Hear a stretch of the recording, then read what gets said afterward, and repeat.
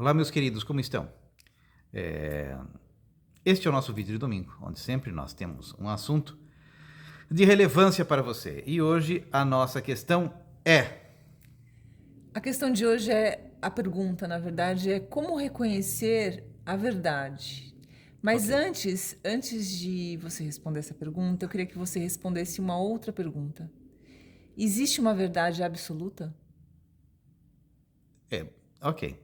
Existem pessoas que fazem a seguinte afirmação: não existe verdade absoluta. E esta frase em si é uma falácia. Porque se ela está dizendo não existe uma verdade absoluta, ela está indiretamente afirmando que a afirmação dela pode não ser verdadeira. De que não existe uma verdade Claro, absoluta. entendeu? Certo. Só que raciocínios lentos, ou não treinados, ou não versados nas falácias filosóficas, não percebem isso. E geralmente esse tipo de afirmação é utilizada por pessoas para plantar falsos raciocínios. Claro. Então, já de cara, essa frase é uma falácia. É que nem aquela outra frase altamente falaciosa que diz assim: a grande verdade é que eu sou um mentiroso.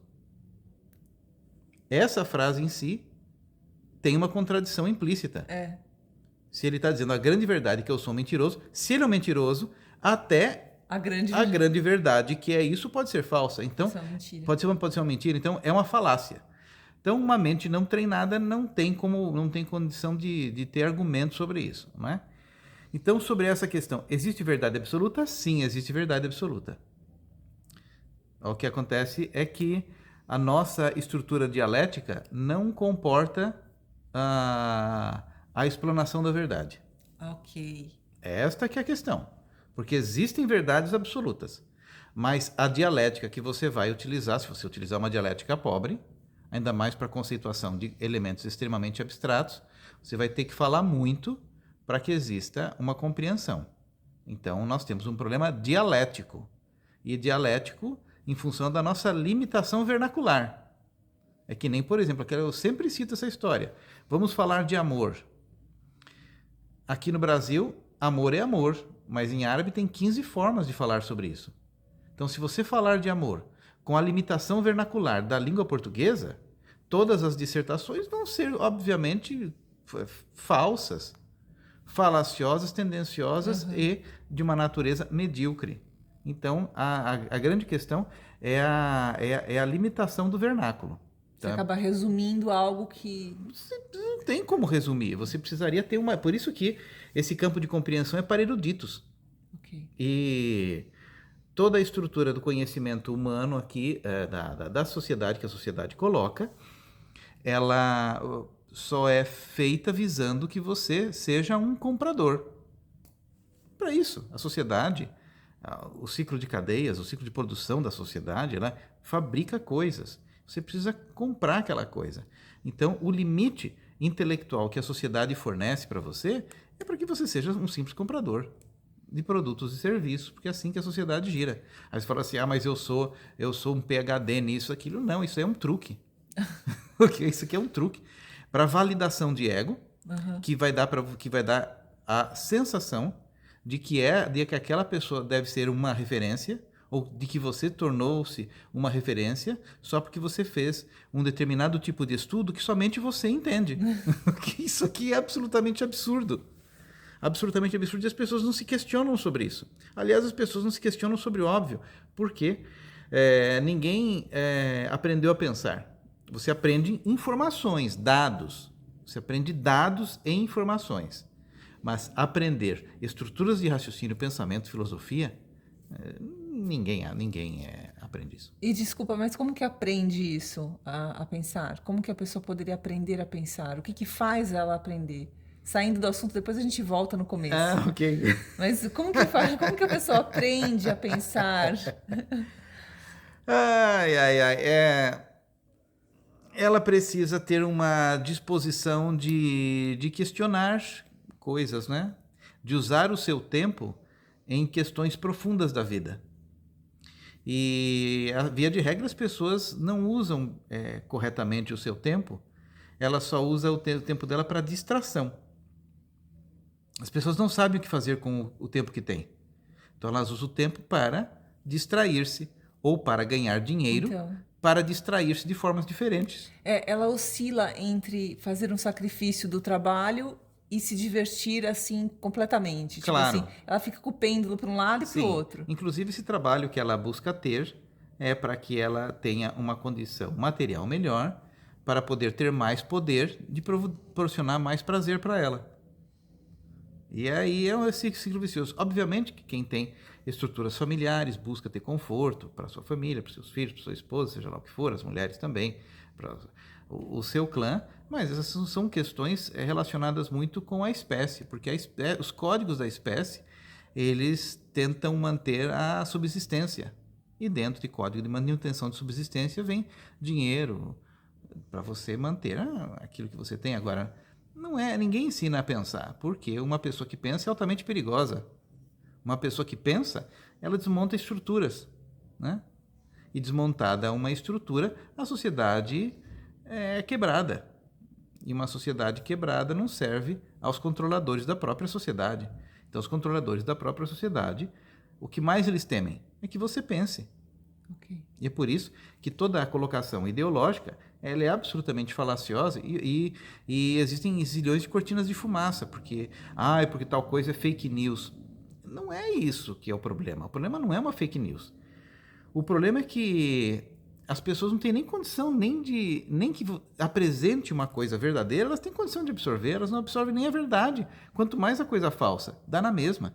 Então a capacidade de absorção intelectual da maior parte das pessoas é nula. Então, tanto faz você mostrar uma coisa falsa ou verdadeira. Elas estão tramitando num campo de falácias, de ilusões, né? Então aí a gente já volta na questão inicial que seria essa, como reconhecer a verdade. Mas se a pessoa não consegue identificar. Imagina, a pessoa não sabe nem o que ela comeu no almoço. Mas conhecer a verdade. A coisa está muito feia. Mas como que seria um processo se uma pessoa que está realmente querendo saber, mas isso é verdade, isso é mentira, isso é fake news, isso não é. Então, há 1000 anos atrás, quem tratava disso era Abhinavagupta.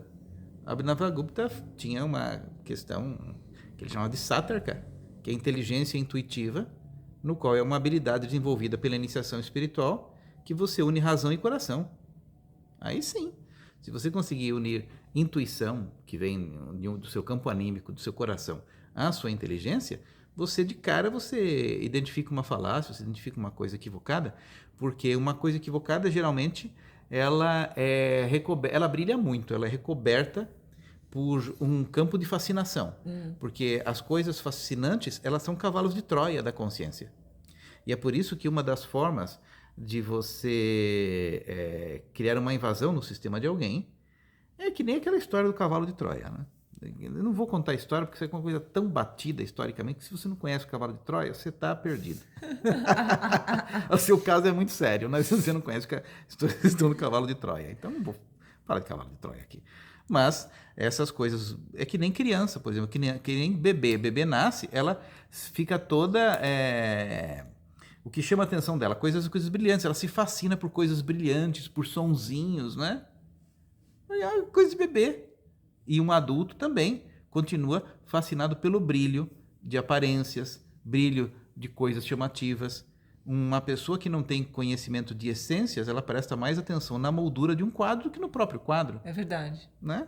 E acontece, e é dessa forma. As cortinas de fumaça, elas são cortinas de fumaça criadas por pessoas realmente inteligentes. Quem cria essas cortinas de fumaça? Quem realmente pensa.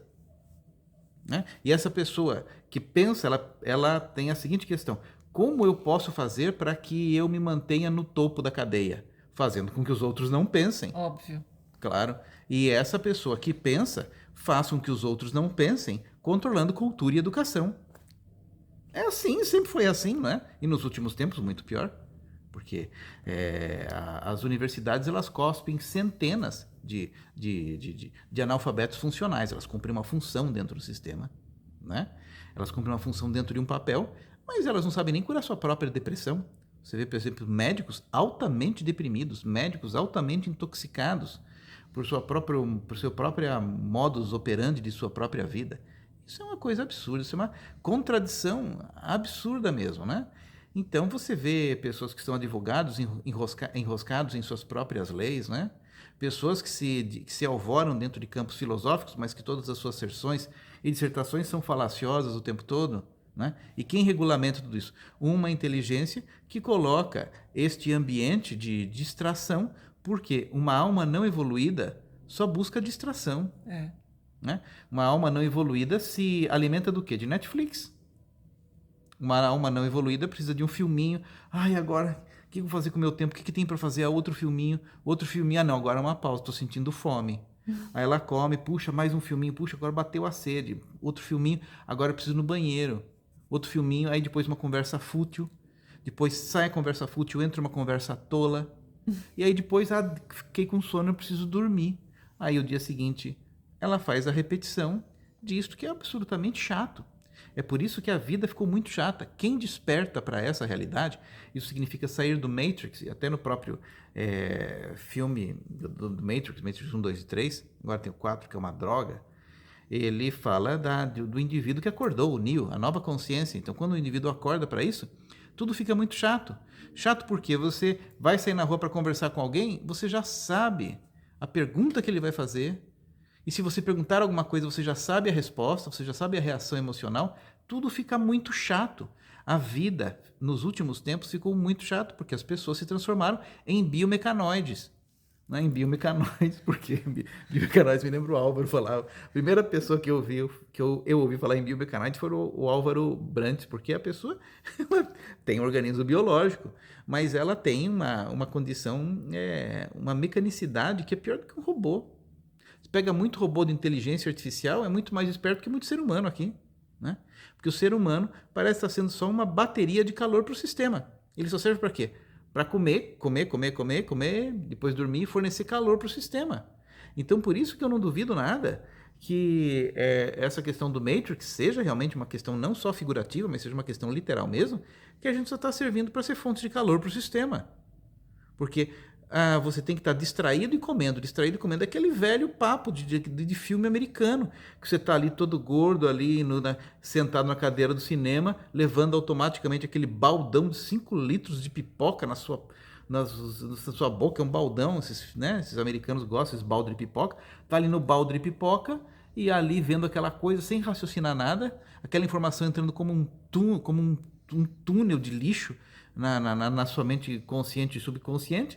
E ali você fornecendo calor para o sistema, até o momento que você morre e aí toca o barco, né? Essa é a vida das pessoas. Só que essa pessoa, ela acha que ela tem que ter opinião.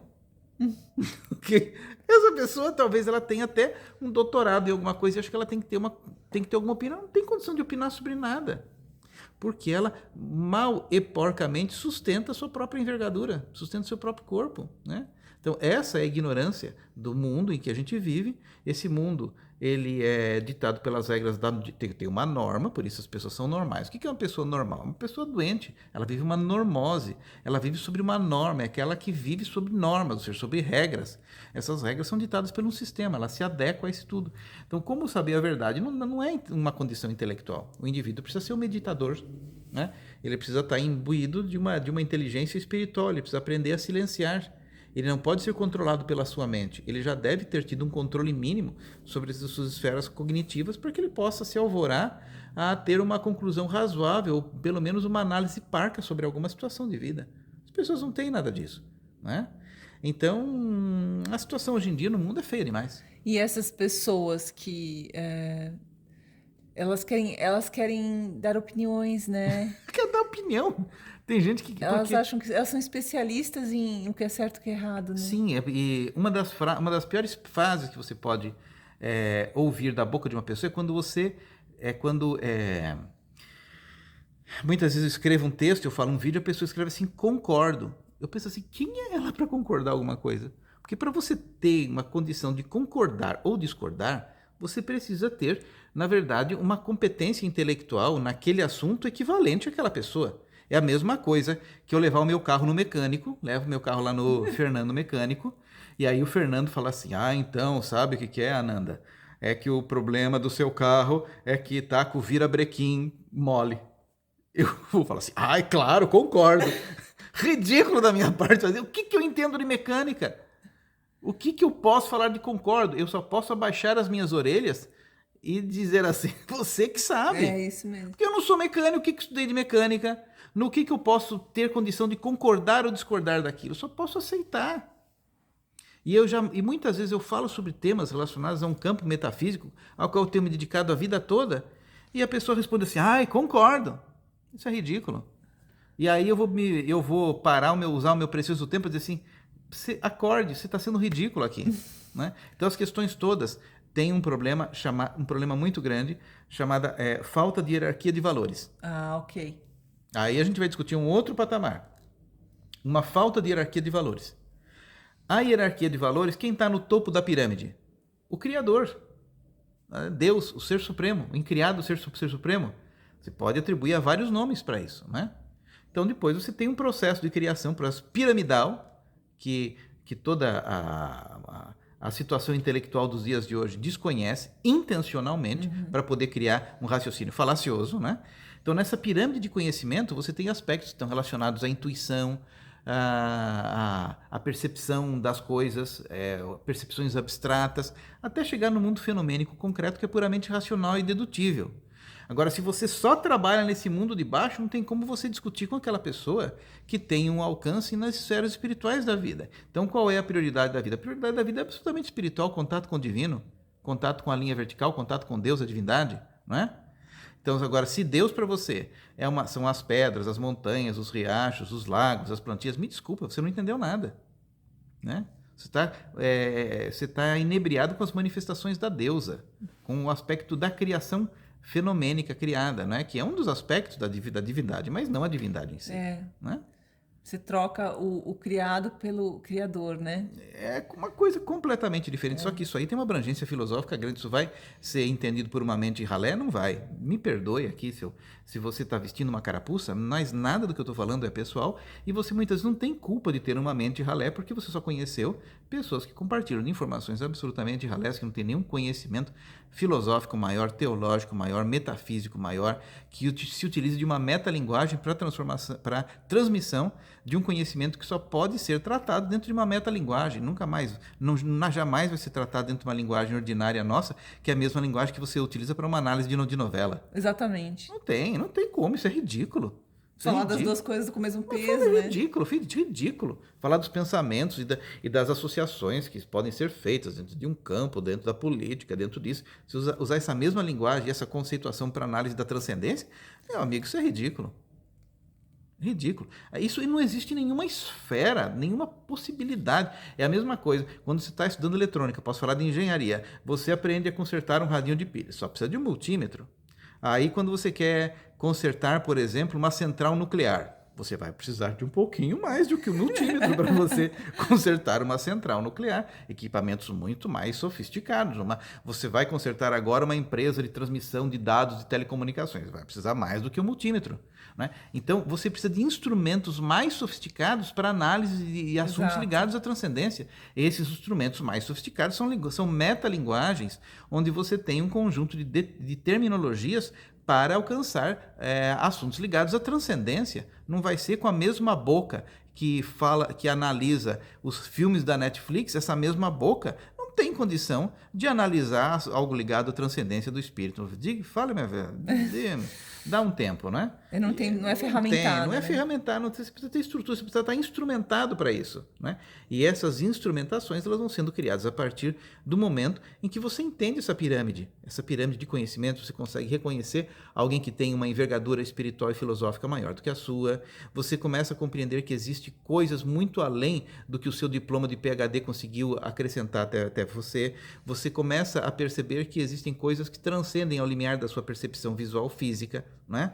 Você começa a perceber que existem variantes energéticas, espirituais, astrais, metafísicas, mentais, que transcendem o comum da massa. Então, essa observação da transcendência, ela depende da sua sensibilidade psíquica, espiritual, depende de você já ter abandonado, por exemplo, certos costumes negativos. Por exemplo, assim, isso até dentro da gastronomia. Se você vive todo dia comendo torresmo e cachaça, o dia que você for botar alguma coisa, um quitute mais refinado, quitute é bom, né? Uma iguaria mais refinada na sua boquinha, feito lá num restaurante X, lá com uma alta gastronomia, você não vai ter treino na sua boca. Você não vai ter treino gustativo. É a mesma coisa, uma pessoa que nunca ouviu uma música boa, que não sabe a diferença de uma nota e de outra, que não sabe nem a diferença de um tom e semitom, ela tem que se limitar à condição auditiva dela às batidas do funk. Sem harmonia nenhuma, sem alteração melódica nenhuma, porque é aquilo que a sua condição permite. Agora, se essa pessoa ganha muito dinheiro na vida, ela é colocada como opinador, Exato. né? Ela é colocada como opinador de coisas aí. Influencer, né? Influencer. Ela se tornou influencer. O que ela sabe da vida? Ela não sabe nada. Ela pode ter ganho dinheiro em função da utilização do chakra básico. Tem umas moças cantoras aí que usaram o chakra básico bem, né? Tem uma rebolância estrutural boa e elas se alvoram como sendo influencers. Elas conseguem falar sobre política, conseguem falar até sobre religião, conseguem falar sobre qualquer assunto. Então a humanidade chegou num grau de decrepitude absoluta. A gente está aqui o quê? Num Armagedon crasso de ignorância, né? Então para que guerra?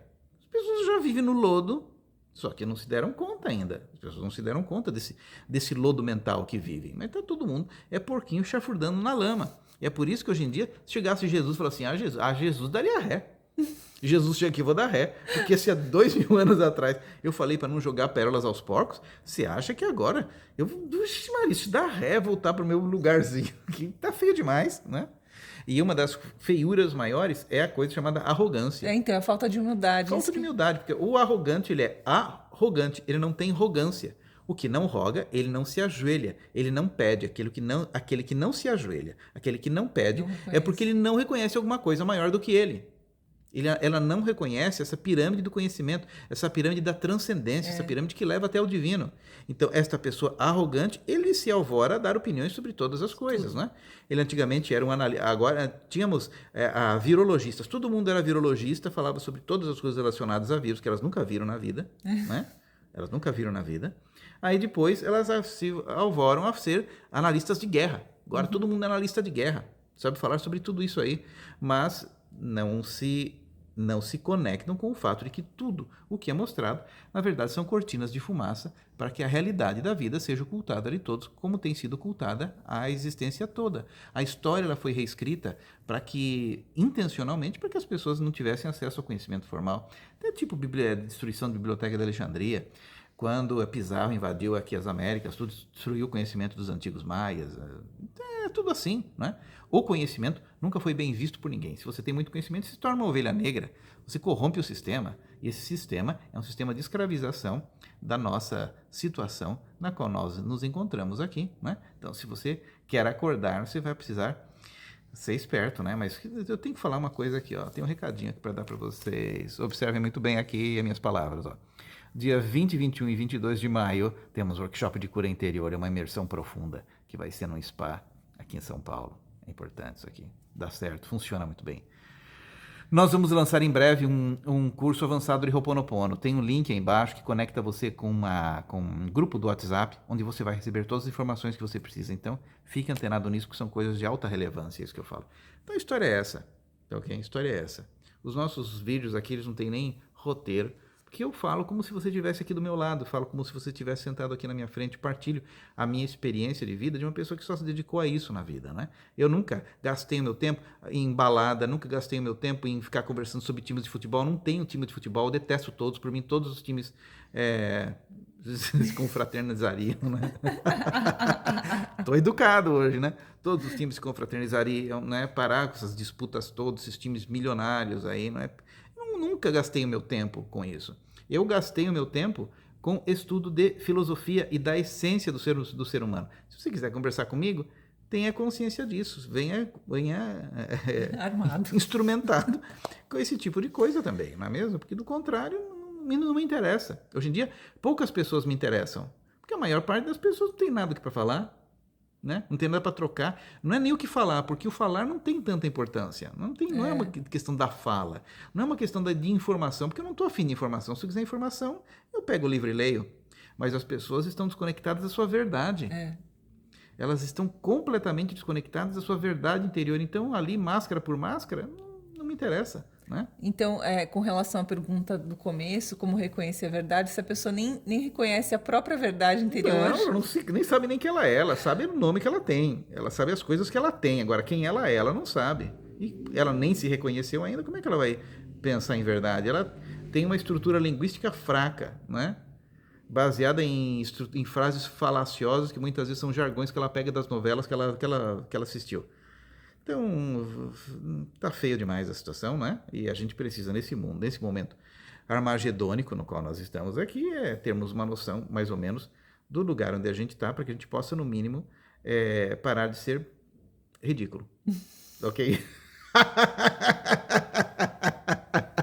É isso! Sutilmente eu lhe digo, a gente tem que parar de ser ridículo. Aos olhos de alguma pessoa que tem uma condição intelectual transcendental maior, é um desfile de impropriedades, né? Aquilo que a gente fala aqui. Mas, tudo bem, se você está feliz com isso, continue. Porém, eu duvido que essa felicidade seja plena. Duvido que ela perdure, porque a única coisa que nos cria uma felicidade plenificada é a conexão com o Ser Supremo. Tá ok? É isso. Fiquem bem. Até o nosso próximo vídeo. E se você quiser escrever algum comentário aqui que seja pertinente, ele será muito bem-vindo e eu respondo. Se eu não responder, não significa que não teve importância, mas não teve relevância naquele momento lá. Mas é importante que muitas vezes você se expresse. Ok? É isso. Fiquem bem, até mais.